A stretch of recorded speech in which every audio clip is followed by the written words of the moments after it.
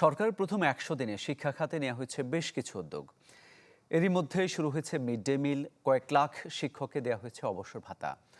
আর শিক্ষার্থীদের মানসিক বিকাশে নেওয়া হয়েছে নতুন কুঁড়ি স্পোর্টসের উদ্যোগও। তবে বন্যা আর জলাবদ্ধতার মধ্যে এইচএসসি পরীক্ষা এবং প্রথম শ্রেণীতে ভর্তি পরীক্ষা নেওয়ার সিদ্ধান্তে পড়তে হয় সমালোচনার মুখে। শিক্ষাবিদরা বলছেন, শিক্ষার ভিত শক্ত করতে সবচেয়ে বেশি গুরুত্ব দিতে হবে মেধাবী ও দক্ষ শিক্ষক তৈরিতে, আর বন্ধ করতে হবে দলীয় পরিচয়ে শিক্ষাঙ্গনে অযোগ্য লোক নিয়োগ। আবির হোসেনের রিপোর্ট। প্রশ্নপত্র ফাঁস, অটোপাস, শিক্ষক নিয়োগে দলীয়করণ, ক্যাম্পাসে ভিন্নমত দমন, নানা অনিয়মে নাজুক ছিল গত ১.৫ দশকের শিক্ষা খাত। এমন দশা থেকে টেনে তোলার দায়িত্ব পড়ে বিএনপি সরকারের কাঁধে। সরকারের প্রথম ১৮০ দিনের প্রতিশ্রুতি অনুযায়ী এরই মধ্যে প্রাথমিকে চালু হয়েছে মিড ডে মিল, আর চলতি মাসে শুরু হচ্ছে বিনামূল্যে স্কুল ড্রেস বিতরণ কর্মসূচি। আর দেয়া হচ্ছে শিক্ষকদের আটকে থাকা অবসর ভাতাও। সেই সাথে পর্যায়ক্রমে জিডিপির ৫% বরাদ্দের অংশ হিসেবে শিক্ষা খাতে বাজেটে রাখা হয়েছে প্রায় ২%।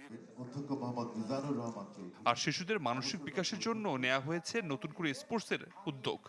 আমরা টোটাল একটা ইকোসিস্টেম তৈরি করার কাজ করছি। Learning management system, assessment AI based assessment system, আমার স্কুল ম্যানেজমেন্ট ইআরপি সিস্টেম, এবং এটার জন্য টিচারকেও তৈরি হতে হবে, ট্রেন্ড হতে হবে, ক্লাসরুমটা রেডি হতে হবে।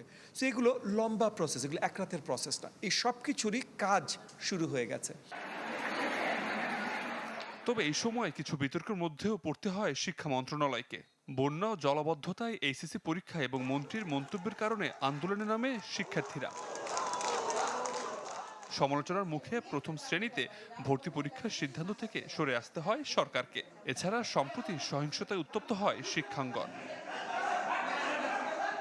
শিক্ষাবিদদের মতে ৬ মাসে নতুন শিক্ষা কমিশন গঠন না করাটা সরকারের বড় দুর্বলতা। কেননা দীর্ঘদিনের সংকট শুধু নতুন প্রকল্প দিয়ে সমাধান করা সম্ভব নয়। শিক্ষায় অগ্রাধিকার ফিরিয়ে আনতে হলে একটা কমিশন, এবং সেটার মধ্যে সেই কমিশনকে যদি দায়িত্ব দেওয়া হয় যে শিক্ষকদের বেতন ভাতা মর্যাদার বিষয়টা, স্থায়ী বেতন কমিশন শিক্ষকদের জন্য, সেটাও অতি জরুরি হয়ে পড়েছে। শিক্ষাবিদদের পরামর্শ শুধু অবকাঠামো নির্মাণে অর্থ ব্যয় না করে শ্রেণীকক্ষে মেধাবী শিক্ষক ও পরিবেশ নিশ্চিতে সরকারকে মনোযোগ দিতে হবে।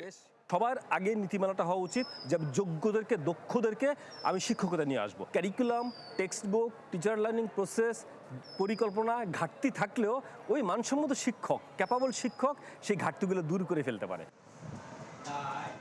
সরকারের পরিকল্পনায় রয়েছে আগামী বছর থেকে মাধ্যমিকে কারিগরি শিক্ষা ও খেলাধুলা বাধ্যতামূলক করা, পাঠ্যবই পরিমার্জন এবং গবেষণায় ইনোভেশন গ্রান্ট চালু সহ বেশ কিছু উদ্যোগ।